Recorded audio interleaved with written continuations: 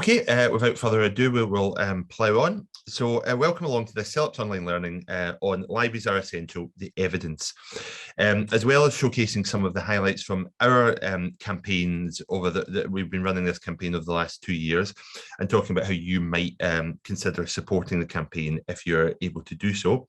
We're delighted to also be joined by Professor Ian Ruthven and Dr. Juliette Wilson, both from the University of Strathclyde, discussing 2 pieces of research that provide evidence. And we'll also be mentioning some of the myriad of other evidence that we often call on when trying to advocate for library services in Scotland. And a lot of our campaign does focus on public libraries or school libraries because they are very affected by local authority cuts, but we will also be, our campaign focuses on all types of libraries, and you'll see that today. Okay, so first up, myself and Kirsten will be talking about our campaign. So hopefully you can see now on the screen the title of our campaign, which is Libraries Are Essential, Scotland Stories. So first of all, I'm now going to pass to Kirsten, who will be taking you through this first part.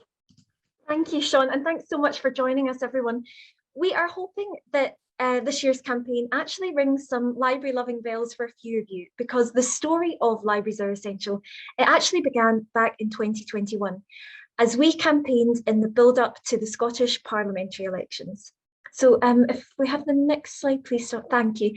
We were honoured to receive and get the chance to share a wide range of evidence from across all areas of our sector, in Scotland, the UK and internationally too. You can see just a few of the many examples here. So on the top left, we had why health libraries are essential, never more so in the past 2 years, of course. And on the bottom right is why libraries are essential to LGBTQ+ communities, a theme that I'll touch on later on. We also received wonderful supportive quotes from countless well-kent faces, and all in all, it laid fantastic foundations for Libraries Are Essential, Scotland's Stories, our campaign this year. We're sure we don't need to tell many of you that 2022 is Scotland's Year of Stories. And so we're building on the extensive data we gathered last year to share the stories of people from all ages and backgrounds, however they choose to express themselves, about why libraries are essential to them. So to do this, we're going to expand on our already extensive evidence bank, some of which you can see in the slides here. And I'm just going to now briefly highlight a few favourites from them that we're hoping will inspire you to further support our advocacy. So in Libraries Are Essential to Scottish Society, for example, we have evidence like this. Did you know that reading for just 6 minutes a day can reduce stress by 68%? I think we all know the feeling of that being very much needed. That fact is the foundation of SLIC's fantastic Keep the Heed and Read campaign, which we're very proud to be supporting. And the vital role of libraries in Scotland's mental and physical well-being more generally is also a key feature of the new public library strategy, which again, you will find a link to in our evidence bank. We're also highlighting excellent advocacy that's taking place in a wider context. So we're giving a special shout out to Catherine Salmond and her team at Scotland on Sunday. They are indefatigable supporters of Scotland's libraries.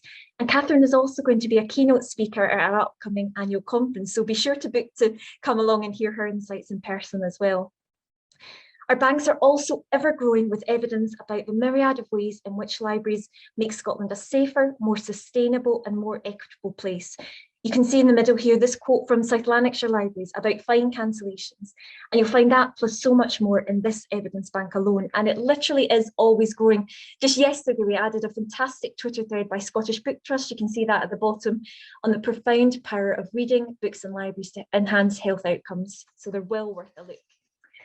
In our Libraries Are Essential to Inclusivity evidence bank, you'll find inspirational work of CILIP's members like Stephen Leach. I'm sorry to embarrass you if you're here today, Stephen, but this really was a brilliant blog about inclusive collection building.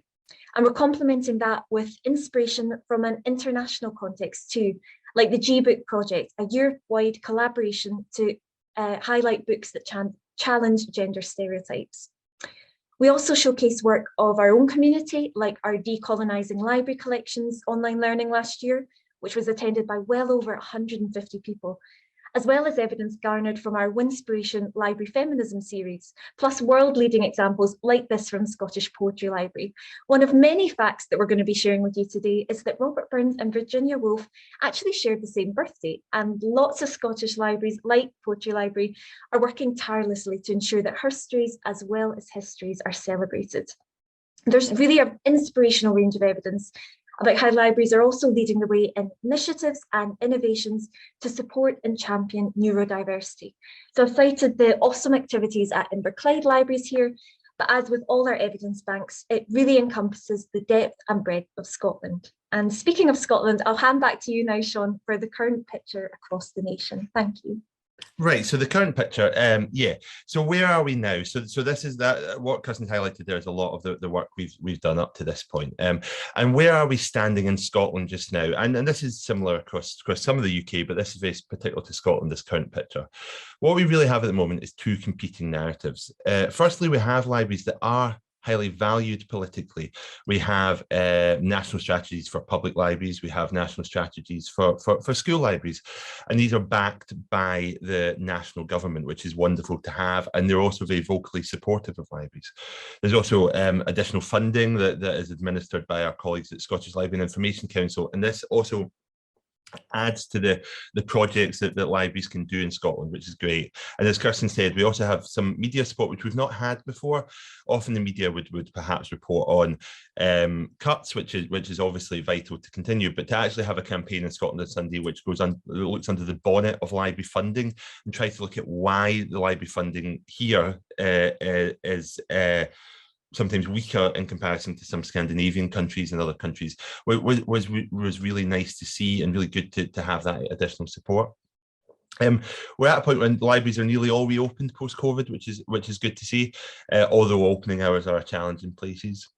But the big challenge is still local government funding. How much money is in the pot in local government is still meaning that libraries are facing year-on-year cuts, which can be a very challenging picture.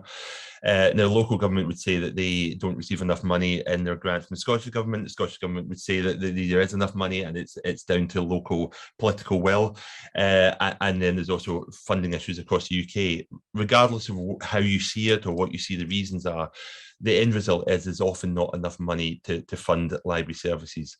However, our argument is always about how much people understand libraries can help them understand how much they should fund them. And often there is enough money if they can see what that money can do when you put it into school library, public library, or other library services.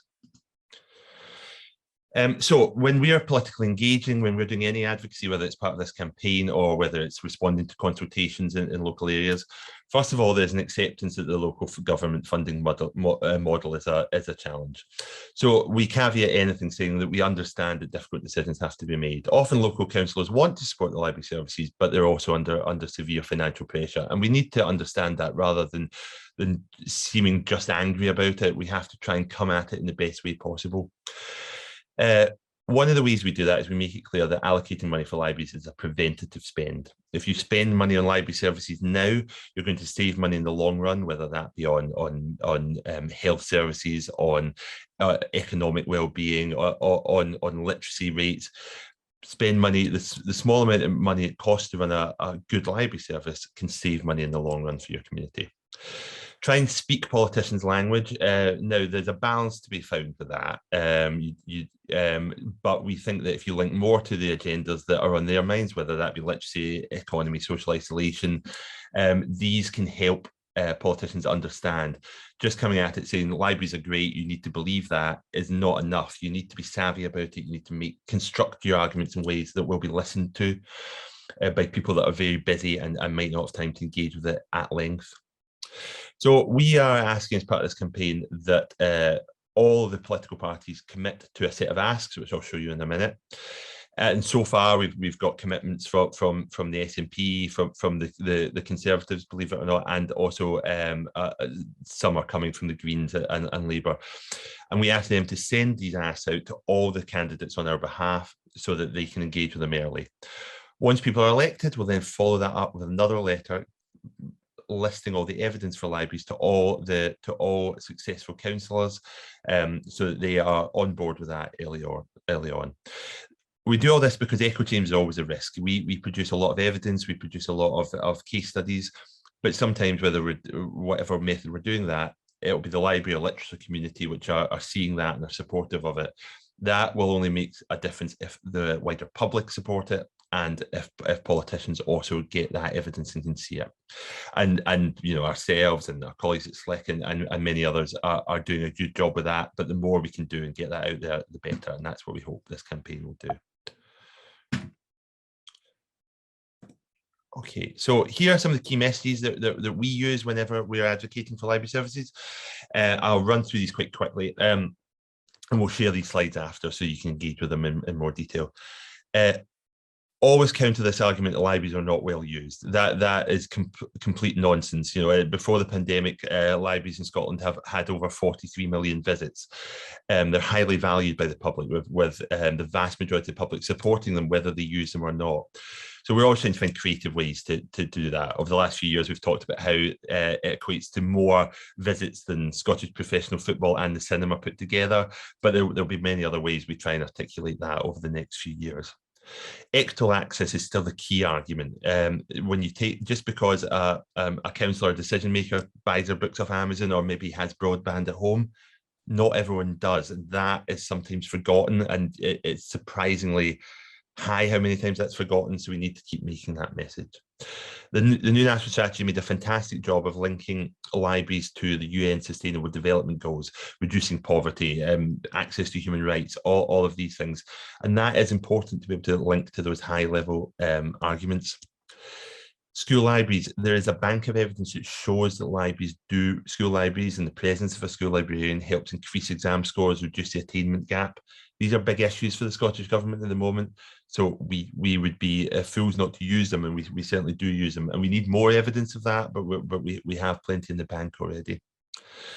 SLIC have facilitated a lot of great reports and projects such as Health on the Shelf, the collective force for health.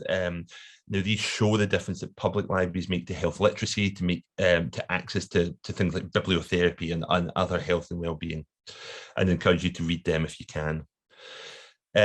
Now, I think that some people disagree with using the phrase return of investment around libraries because it can be a bit controversial. But what I'm meaning there is banks of evidence that show for the money spent in libraries, it can save money. So some evidence shows that £1 spent in libraries has a 6-fold return. There's other reports which show an 8-fold return. But there is evidence that backs that up. And the last point about community, as we come out of the pandemic, the fact that libraries are one of the only spaces where often the only space where you don't need to spend money, communities can come back together, and minoritized communities can access places of welcome. And there's a lot of evidence of that. As we come out of the pandemic, we're obviously facing a challenge to what city centres will be, how our high streets will look. And libraries can be a key part of that. They can be a feature of modern high streets, or they can be part of that conversation. They certainly need to be part of that conversation, and that's part of our campaign to get that across. So I'll summarise these. Basically, we're asking all councillors and candidates and parties to provide consistent funding. Stop this culture of every year library managers having to think, well, how will I afford things? What's going to be the bad news that comes through? We need consistency so that there can be a robust plan in place put forward. Libraries need to be empowered to deliver the excellent national strategy and ensure that libraries are part of that community planning that we're talking about. And school libraries need to be properly resourced. We would love school librarians to be statutory in every school. That would be a very big challenge to get that across, but we do want to try and make it clear that all pupils should have access to a trained librarian as much as possible. And also, libraries are a key part of combating misinformation, and we want any efforts in future strategies around that are set out by governments to make sure libraries are a key part of that moving forward. Okay, so now how can you help? So I'm now going to pass over to Kirsten to just give a few of the headlines around how we'd like anyone to help us in this campaign. Perfect, thank you, Sean. And it can in fact be as simple as picking up your phone to help. You can share the hashtag LibrariesAreEssential, and thank you so much to some of you are already doing that this morning, so that's lovely to see. I think it seems like a small thing, but actually it really enriches the virtual space and illustrates that swell of public support that Sean has highlighted is really so vital to the campaign. You can also change your Twitter banner to the official, literally, we made it ourselves, the official Libraries Are Essential logo, or share it as an Instagram post or a customizable Instagram story, really any way to express your own take on why libraries are essential to you or your organisation. You can also share a supportive quote or those that are already on our website. You might have seen this morning, we shared a wonderful one from Scotland's Macker, Kathleen Jamie, and they are just such a, I think especially when we're looking to amplify the authentic voices of library users, this is such a special way to do it. If you haven't read the quotes already, I'll pop the link in the chat in a moment. Lots of wonderful words await you. We're also always delighted to share case studies. You can see a few of those that we've already featured. So we had a great piece by Facet Publishing, Falkirk Libraries, again highlighting libraries are essential for wellbeing, and the Walking Library. They actually joined us from down under. I think we've got a few Australian attendees today. Libraries are essential worldwide, and these are all their videos, blogs. They're well worth a look as well. And if you've been and you're doing something that you're really proud of in your library, or working with a library as part of your organisation, even a few lines, a photo, we will do the rest. We would really just love to showcase that any way we can. And finally, a personal favourite of mine has to be the creative contribution section. So we are welcoming photography, poetry, prose and more from the young and the young at heart alike. So you can see on the right there, we've got a downloadable template. It's on the website, it's free to use. It's great if you're working with groups. It can make a really fun activity to reflect on all that libraries mean to you.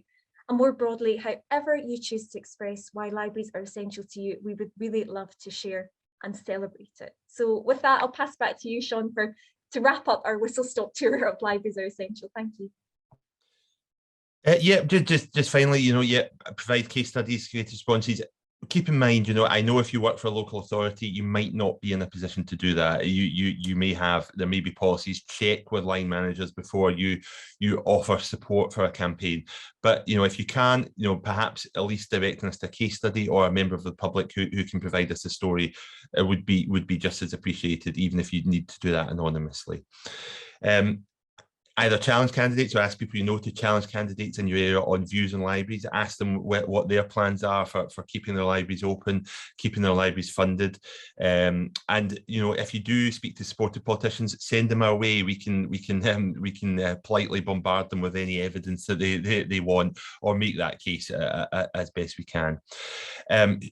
And one of the key things I've learned over the years is, as much as we can make the case, as much as other librarians can make the case, what is most vital is when the public makes the case. And we've seen that with the Glasgow campaigns. If the public are saying keep our libraries open, that worries politicians far more than a libraries body saying it, although we will keep doing that and we'll keep providing support for these campaigns.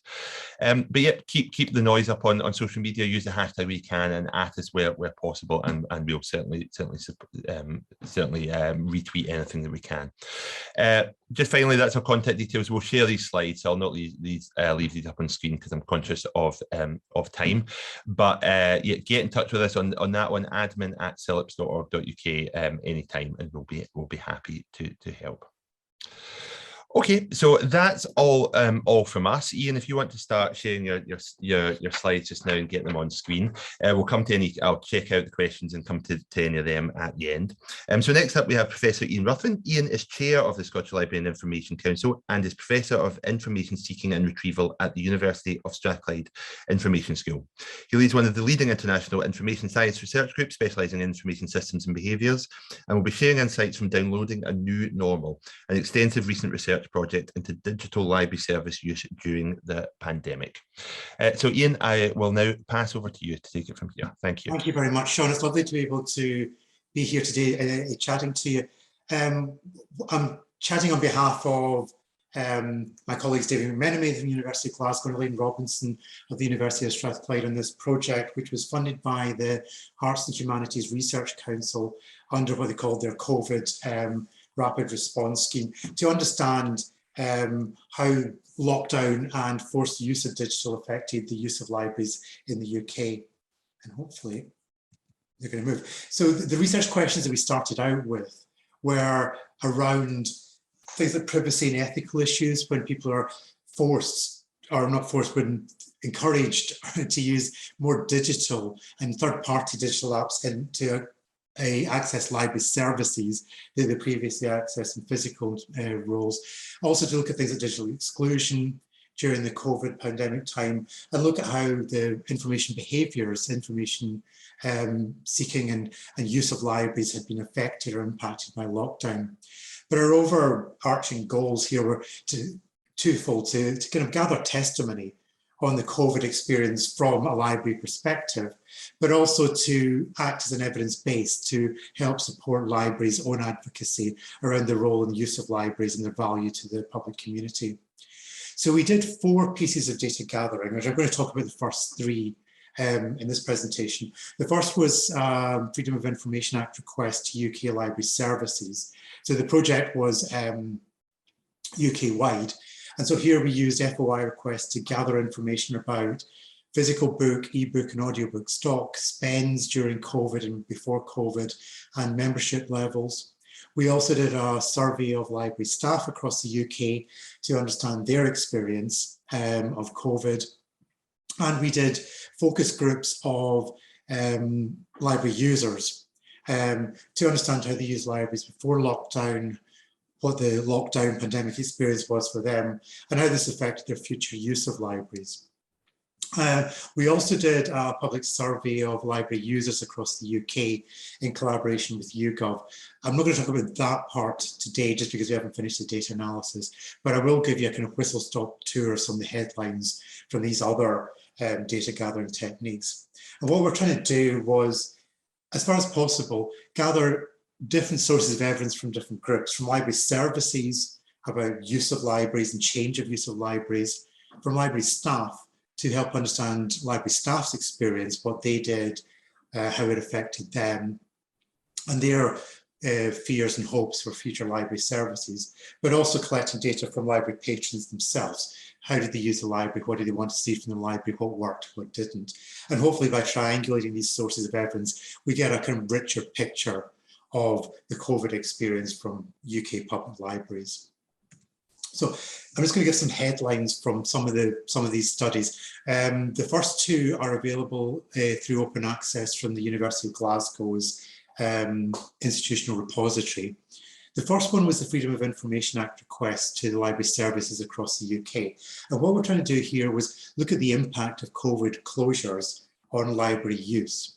So looking at levels of active membership, looking at the rates of physical and ebook lending, and also looking at things like how much different services spent on digital versus physical stocks. We did a couple of pilots, then we sent about 208 requests to UK public library services.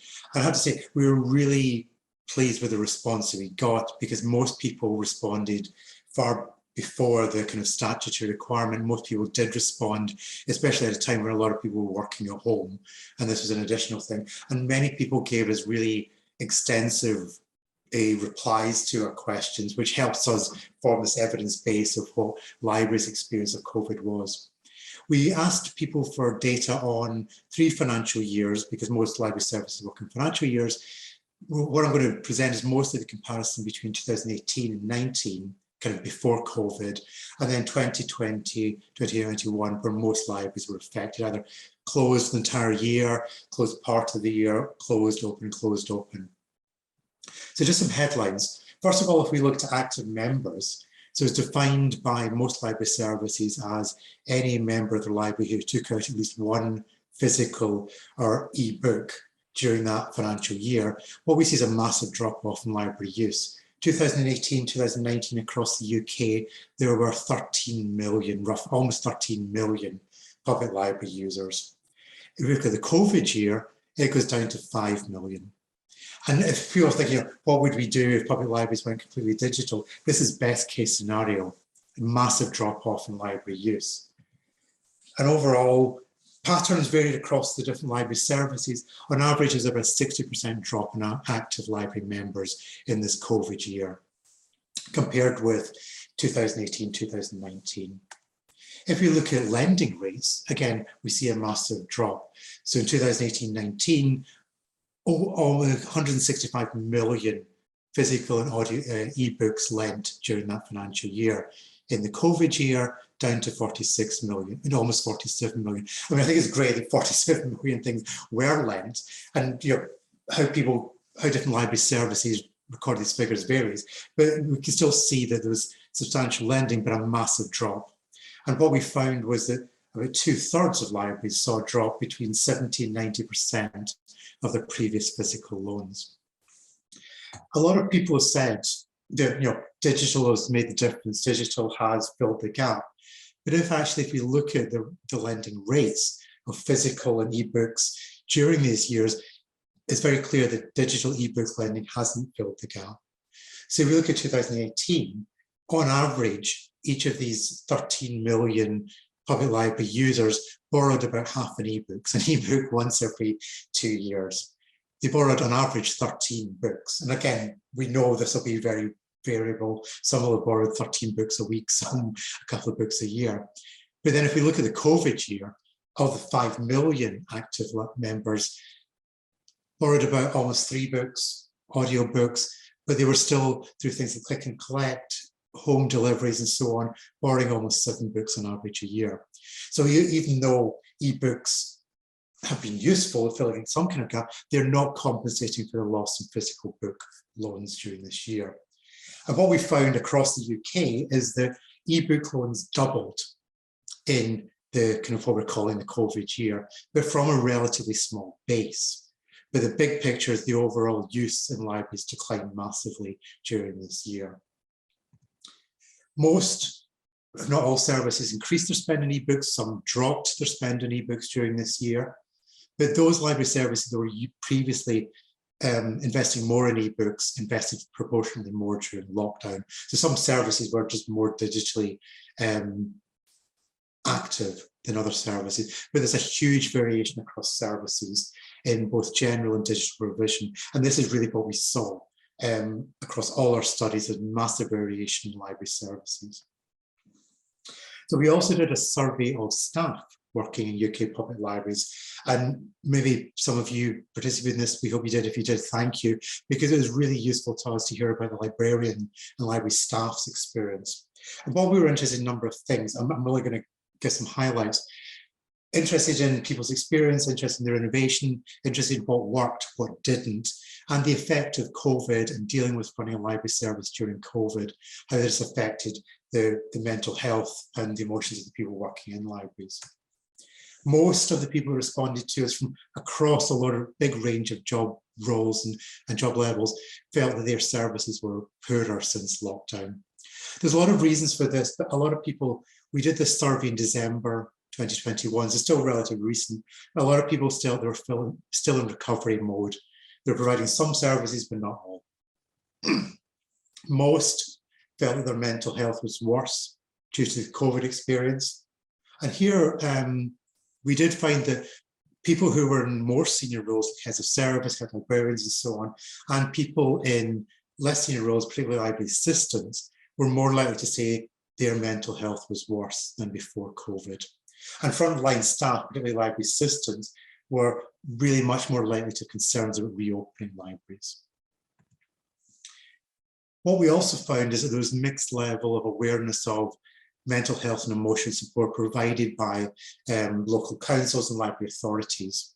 Heads of service and head librarians seem to be much more aware of this than people who were in the library assistant or describe themselves as library assistant. Most of them were aware. Most of them, about 46% were aware. Some of the biggest category of people who were unaware of support were people in this library assistant category. So there may be something about communication to reflect on there. But what we saw reported back to us is a huge range of adaptation of library services during COVID and a really impressive level of innovation and commitment to people's community. I'm not going to summarize them all, I'll just leave it up here on the screen. But what we saw also in the open responses were 3 broad themes from library staff. First was around what the people saw as a kind of a disconnect between management concerns and those of the frontline library staff around priorities. Workloads were a big concern. Obviously, colleagues are going off with COVID. That increases the workloads of other people. Dealing with patrons really new needs, new requirements over face mask and social distancing and so on, were a really serious concern for many, even though many were really positive about the local community. And what we saw was opportunities gained and missed. So many participants saw opportunities through things like increased collaboration, increased innovation, skill development for library staff. Many people reported enjoying working with new services that particularly social services they hadn't worked with before. And they saw this as kind of broadening the reach and purpose of a library. But other people said a lot of things were missed, a lot of opportunities were missed, they didn't see much innovation. Again, what we see is a lot of variation between library services. And a key response to us was that some people felt empowered to innovate and other people weren't given that opportunity, didn't feel they had that opportunity. We also did a number of focus groups. One round of focus groups for those who were primarily digital users during lockdown. These were held in June 2021 through Zoom. We hoped that at that time we were going to do physical face-to-face focus groups, but then lockdown got worse. So we had to delay these face-to-face groups for people who didn't really use much digital services during lockdown. And we did these over the last 6 weeks. Because of local COVID restrictions, we only restricted the face-to-face groups in Scotland. The online ones were across the UK. And that was useful for comparing what's happening elsewhere in the UK with what's happening in Scotland. We were very grateful to colleagues in the Airdrie in Edinburgh to help us set up these focus groups. And what we investigated here was experiences of lockdown, reasons for choices of using digital or not using digital. Initially, we were looking at, where people who weren't able or didn't use digital kind of excluded, but we realized that digital exclusion for us wasn't a really useful concept. It wasn't what we were getting fed back to us, wasn't about the lack of digital, it was more about the positives of the physical library space. Both groups, both people who used digital during lockdown and people who didn't, before lockdown, used a big variety of digital and physical sources and services within the lockdown. The people who were already kind of digitally enabled just used more digital during lockdown. The people who didn't use digital services deployed a number of strategies. Some tried more digital, so they might, one participant previously had reading groups which she met in her local library, they moved online. Some people used other people's devices. So one participant finally used her husband's Kindle. Most people did other things. Most people tried to get physical material because that was their preference.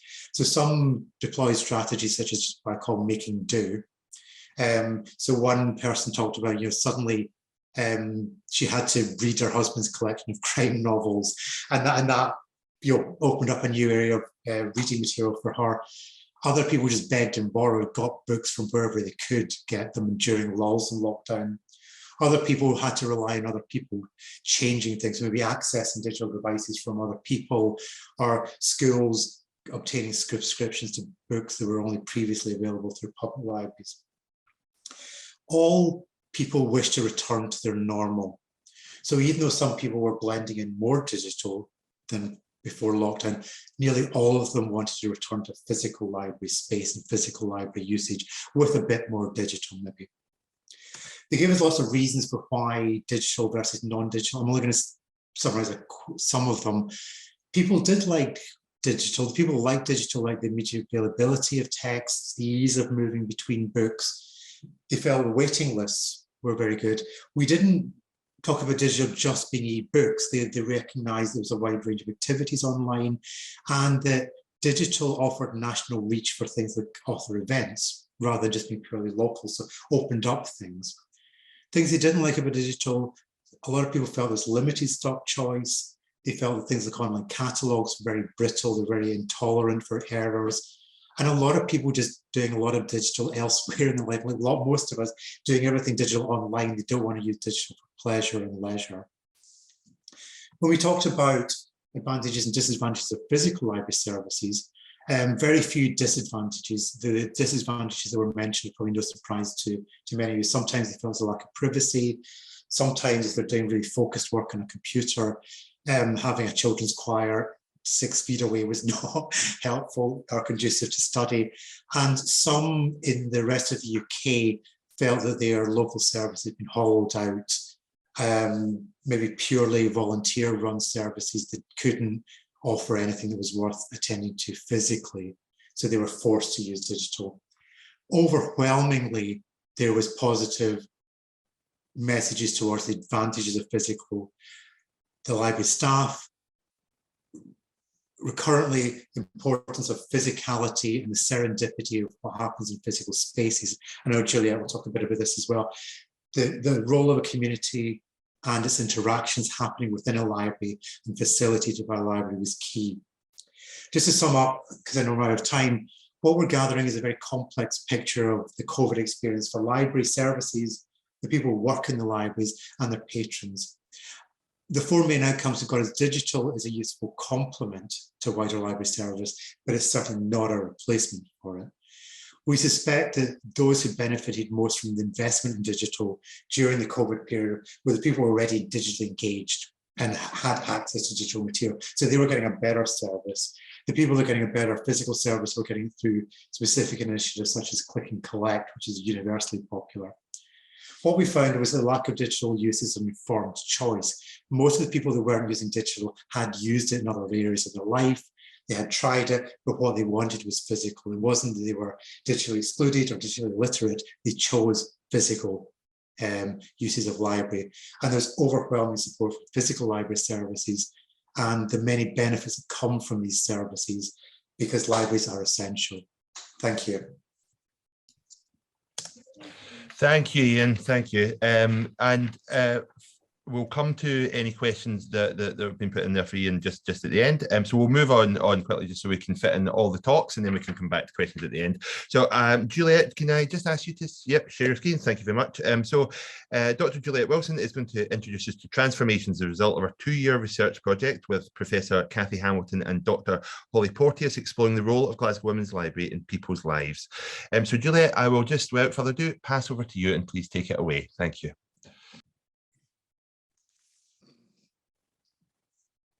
So I think you're unmute, that's good. I've passed the first test. Everyone can see my slides, yeah. As Sean said, I'm presenting today some work that I've been working on for a couple of years with colleagues from Strathclyde, looking at Glasgow Women's Library as a case study. And we were looking specifically at how physical spaces contribute towards transformative experiences. And I'm delighted today to, inspired by CILIP's campaign, is to bring together some findings that are particularly apposite for the role of libraries. And the illustration I have at the top is from a dissemination event we did at Glasgow Women's Library, and where we had, instead of formal minutes, we had sort of graphic representations of the event, and all the quotes on all the the illustrations I have are quotes from people who participated in the dissemination event. Again, as Ian's described, I think what's really nice is our findings resonate with the findings from other work, and what we're really presenting is qualitative work. So again, it's quite a nice match up really with other work. We used a variety of methods in our research. We had 64 interviews with library users, volunteers, staff, and people also from associated networks and other organizations involved with the library. We had material from 2 risograph workshops, which were creative workshops around the theme of transformations. We used archive material, which we accessed from the library. They had sort of archive material going back decades. And we also had participant observation. Most of the participants we interviewed were women, but a very diverse range of women in our interview group. And the findings today I'm presenting are grouped into 3 key areas around social connections, space, and inclusivity. And I'm going to talk a little bit about each of these in turn. So again, picking up on points already made by Ian, a really strong aspect that came through in our research was the importance of the library in helping to forge and maintain social connections. And our research demonstrated how books and reading were at the heart of transformative experiences for many women who took part in this research project. Lauren talks in terms of the evocative feel of the library as very nourishing and a space where there's so much going on and that feels very exciting and warm. And what we found in our research was that books acted as a magnet for visitors and as an anchor for social connection. And they were also integral to the sense of ease that many interviewees experienced in our case study space. Whereas many people might have felt intimidated coming into other community spaces without a specific reason, books can be the backdrop and the excuse to spend time in a communal space around others. And then, as Ian talked about, simply being in the space in this way could bring about more chances for informal conversation, which was particularly important for those who lived alone or may have been experiencing vulnerability. And often these informal chats could lead to finding out more about events and other opportunities within the library, and people could be gently drawn into things like volunteering, which had an even greater impact on their sense of well-being.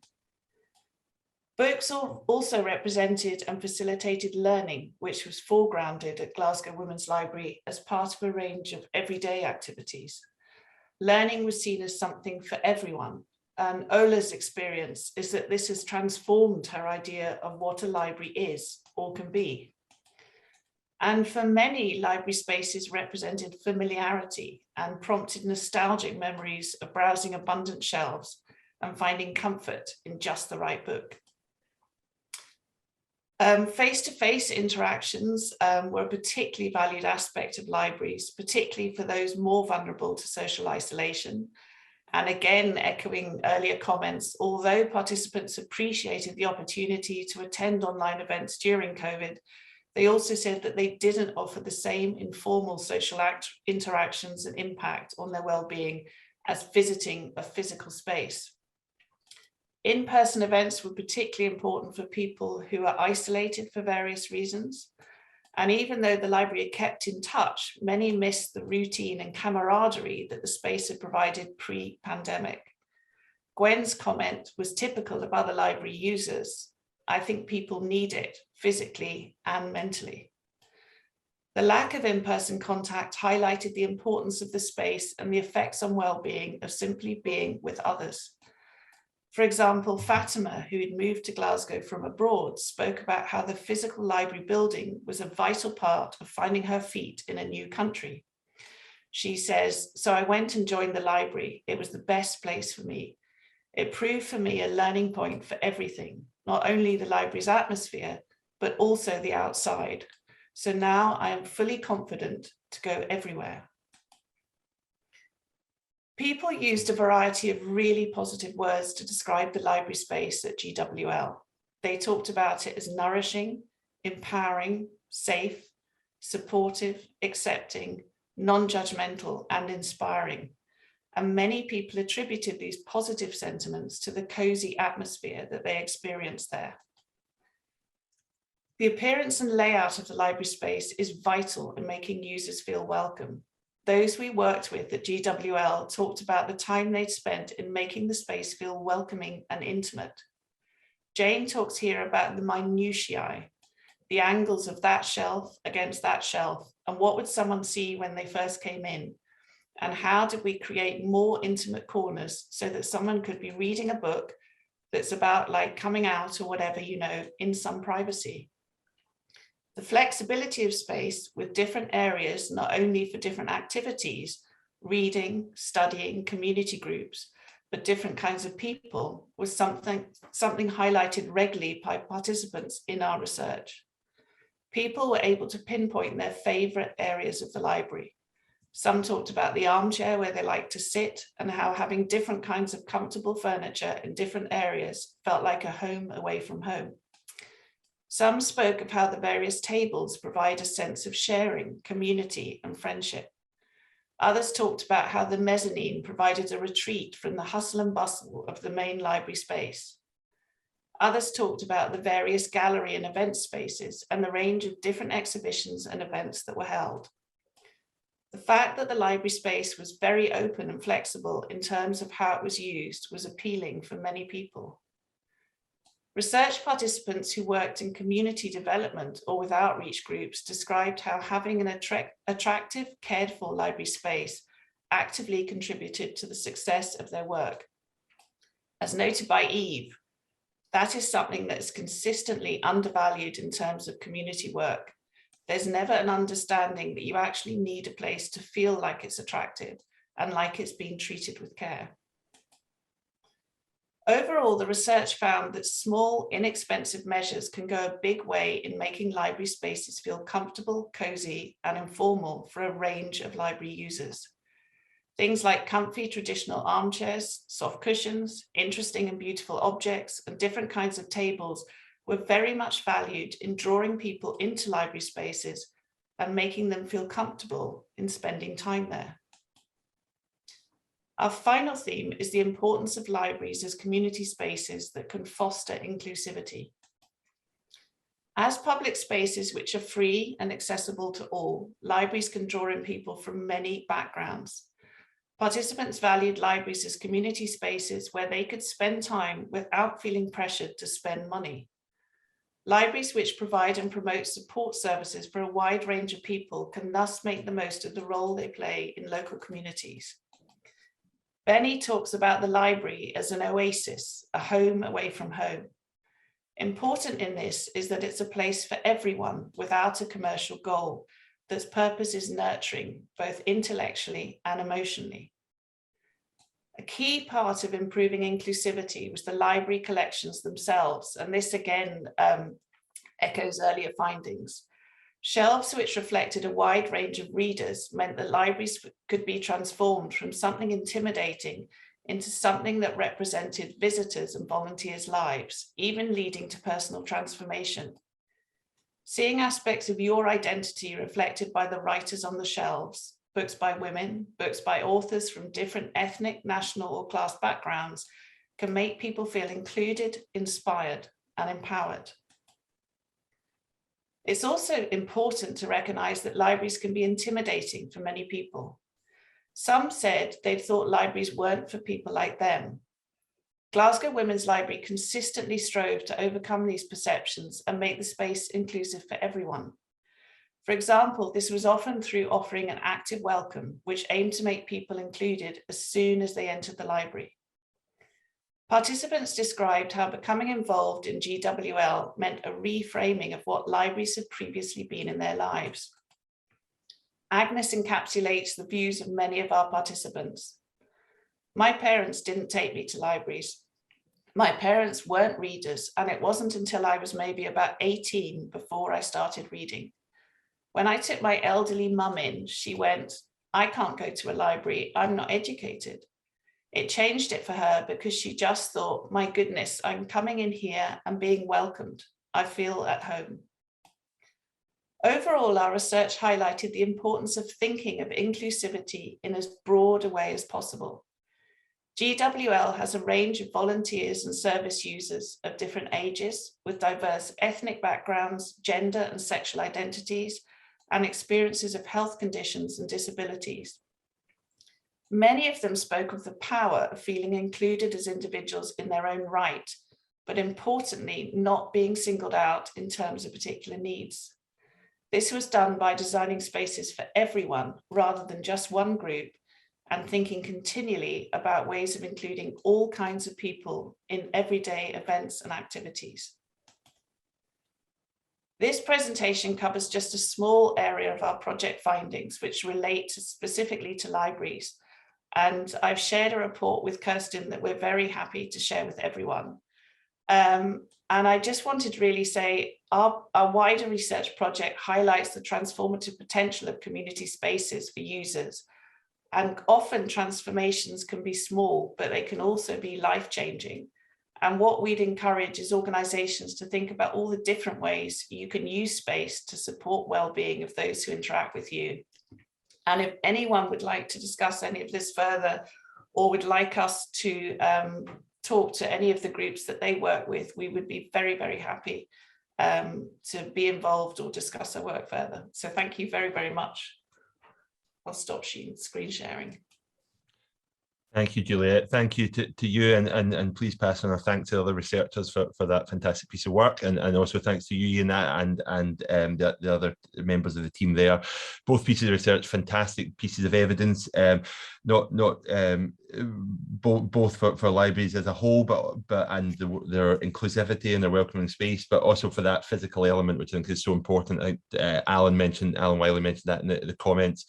About this idea of the digital usage being used as a tool to almost justify library closures, and that's something we're very wary of as we come out of the pandemic. And I think these pieces of evidence both show just how important having that physical community space is, and we should only go so far in terms of how we highlight that digital uptake. So that's fantastic. Thank you so much to both of you. We have a few minutes left and a couple of questions, so I'll just jump back to answer a couple of them.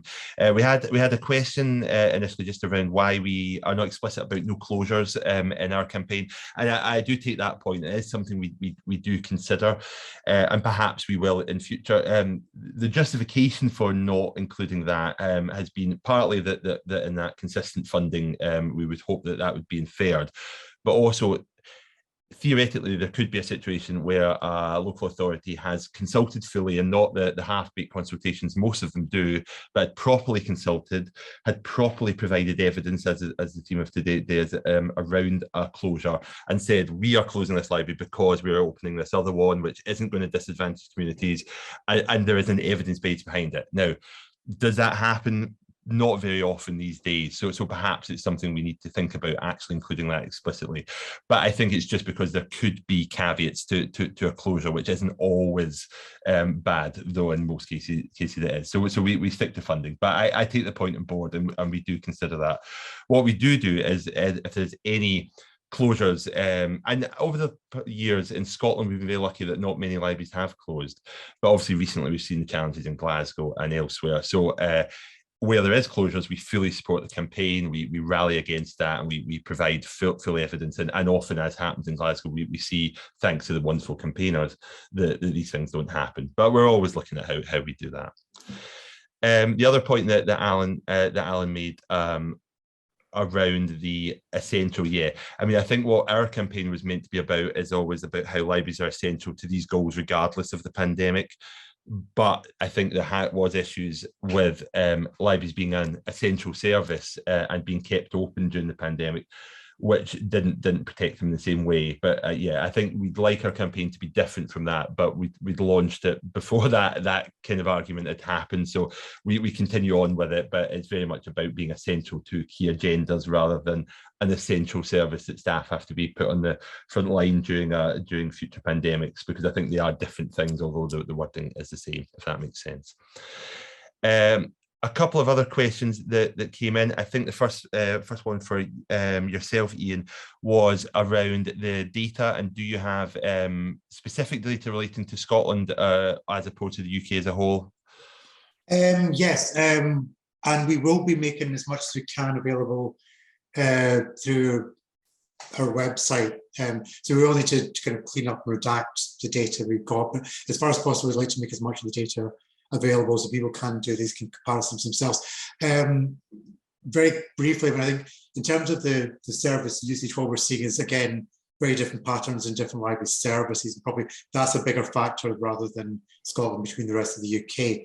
But what we did see in the kind of more qualitative feedback from library users was a big appreciation for things being very different in Scotland, and the library offer seems to be very different and more positive. So I think there's a lot of appreciation for what Scottish libraries are doing, and a bit of awareness the situation in the rest of the UK was much more variable, and in some places not anywhere near as positive. So, but we will try and make the data available as we can.